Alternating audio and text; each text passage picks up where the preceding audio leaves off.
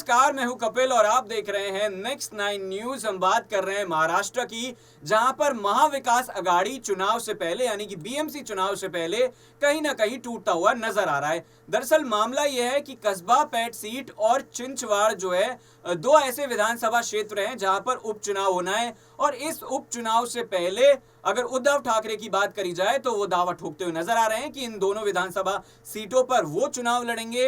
अगर एनसीपी की बात करी जाए तो शरद पवार वाली जो पार्टी है उसका दावा है कि चुनाव इन सीटों पर वो लड़ती हुई नजर आएगी।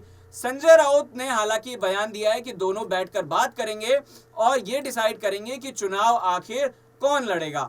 27 फरवरी को ये चुनाव होने वाला था, लेकिन फिलहाल इसकी तारीख जो है वो एक दिन पहले कर दी गई है। 26 फरवरी को ये चुनाव होगा। लेकिन अगर शिंदे गुट की बात करी जाए तो वो इस खबर सुनने के बाद काफी खुश होगा, क्योंकि जिस तरीके से महाविकास अघाड़ी को लेकर ये कयास लगाए जा रहे थे कि अगर बीएमसी चुनाव होता है और ये सभी जो है वो साथ में आते हैं तो कहीं ना कहीं शिंदे गुट के लिए मुश्किलें साबित हो सकती हैं। क्योंकि शिव सैनिकों को लेकर भी जिस तरीके से बयान दिया गया था कि शिव सैनिकों का जो प्यार है वो बिकाऊ नहीं है, विधायक जरूर बिक सकते हैं, तो काफी शिव सैनिक जो है वो खुश नजर आ रहे थे। लेकिन फिलहाल अगर बात करी जाए तो उद्धव सेना ने कहा है कि वो उस सीट पर उम्मीदवार खड़ा करना चाहती है जिस पर परंपरागत रूप से उसकी सहयोगी राष्ट्रवादी कांग्रेस पार्टी चुनाव लड़ती रही है। चुनाव आयोग ने बुधवार को चिंचवाड़ निर्वाचन क्षेत्र और कस्बा में मतदान की तारीख को एक दिन पहले कर दिया था, जो कि मैंने आपको बताया।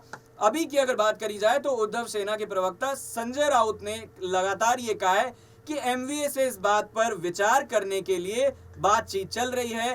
हालांकि सत्तारूढ़ जो पार्टियां हैं, शिंदे की जो शिवसेना है बीजेपी वाली, और महाराष्ट्र में उपचुनाव के लिए परंपरा के तहत निर्विरोध चुनाव की मांग कर रही है।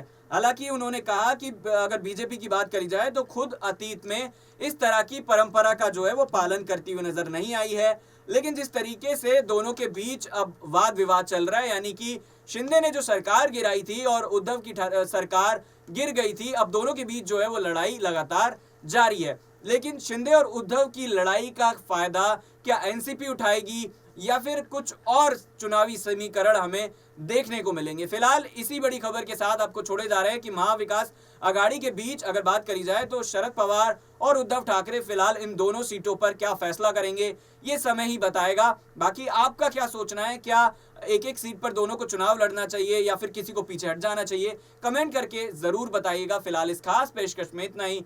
देखते रहिए नेक्स्ट 9 न्यूज। नमस्कार।